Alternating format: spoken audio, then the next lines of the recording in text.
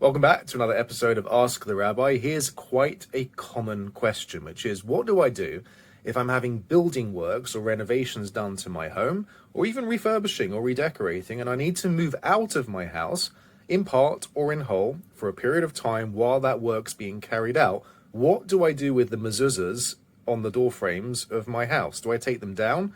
And what about the place that I'm renting temporarily? Do I need to put mezuzahs up on the door frames while I'm living there? It's a really, really good question with an important distinction in the answer, which we'll get to. Now, the halacha is, the law is, that a mezuzah is only required on a building if it is what's called a permanent place of residence. And the gauge, as it were, the measure that our sages have given to that is that if I'm going to be living anywhere for a period of 30 days or more, that gives that place some degree of permanency, and therefore I have to put a mezuzah up on the door frames. Now, what's commonly the case, if a person's actually moving out of their home because the building works or renovations are that extensive, it's probably advisable to take down the mezuzahs from your house, which will safeguard them against, accidental damage or being painted over, or, as I've heard through the years, in some cases, unfortunately, actually stolen by the builders and sold, and you don't realize what's happened until years down the line when you go to check the mezuzahs and all the cases are empty. The cases are worth nothing. It's the parchment, the scroll inside, that's worth good money. So, good advice, advisable, take the mezuzahs down from your house while the renovations are being carried out.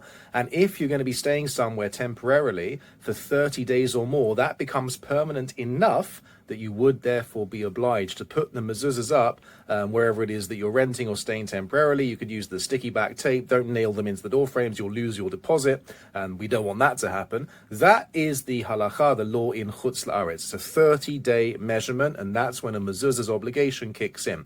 Now, there's a dispute. You can put them up if you know you're going to be there, let's say, for half a year or a year. You know it's going to be more than 30 days. It's not that problematic to already put them up before you've reached the 30-day mark. But it seems to satisfy most opinions. You can wait 30 days and then put them up after that sort of watershed, that benchmark has passed, and you would put them up with a bracha, with a blessing.